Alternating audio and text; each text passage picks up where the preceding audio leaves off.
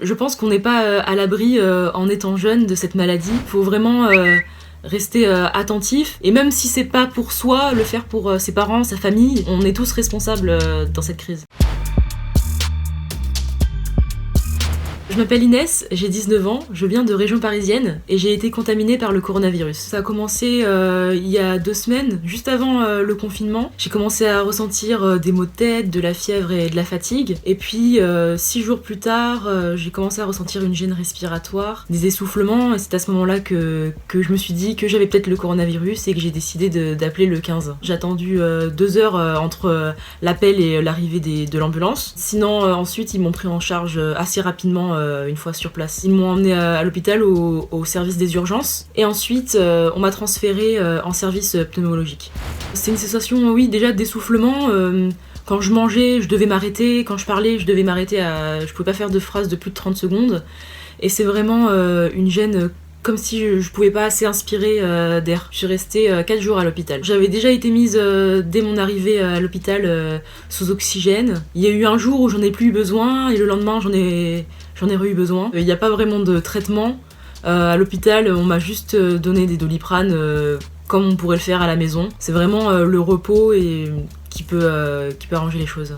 Je pense que j'ai eu de la chance parce que je suis arrivée un peu avant le pic de l'épidémie, donc le service n'était pas encore surchargé, même si une grande partie du service était occupée. Au niveau des soignants, c'est vrai qu'il y avait un certain stress, surtout quand elle rentrait dans ma chambre.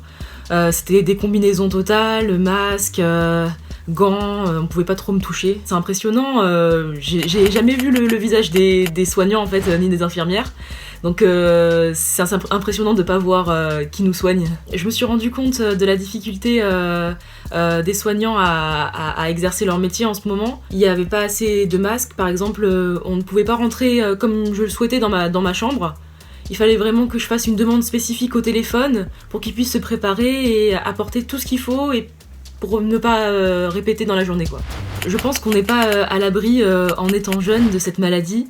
C'est pas comme ce qu'on dit une simple grippe, il faut vraiment rester attentif et même si c'est pas pour soi, le faire pour ses parents, sa famille, parce qu'on peut être porteur sain et contaminer d'autres personnes, donc on est tous responsables dans cette crise. J'ai posté un message sur Twitter justement pour sensibiliser les gens à cette maladie et ne pas se sentir immunisé en étant jeune. De là, j'ai reçu beaucoup de messages positifs, mais aussi des craintes, et j'ai reçu beaucoup de messages privés de personnes qui me parlaient de leurs symptômes, et je pense que le nombre de cas est peut-être plus élevé que ce que l'on ne pense. Déjà, je conseille, si on présente des symptômes, de s'éloigner directement de sa famille pour éviter, même si ce n'est pas le coronavirus. Et puis, il faut voir l'évolution de la maladie. Si c'est vraiment handicapant, qu'on a des difficultés à respirer, il ne faut pas hésiter à appeler le 15, je pense.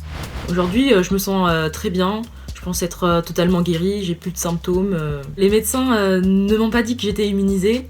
Après, avec les études qu'on voit, peut-être, mais vu que j'ai pas la certitude, il faut penser que non. Une fois que je suis arrivée de l'hôpital, chez moi, j'étais encore malade, donc je devais continuer à porter des masques, à rester dans ma chambre, enfermée. Mes parents m'apportaient mon déjeuner dans ma chambre. Répéter en fait les mêmes gestes qu'à l'hôpital. J'ai pris conscience déjà de la gravité de la maladie, que ça nous touche aussi. Et puis aussi, je me suis rendu compte que j'avais pu contaminer ou j'aurais pu contaminer d'autres personnes et de se sentir responsable en fait envers tout le monde et pas qu'envers soi-même.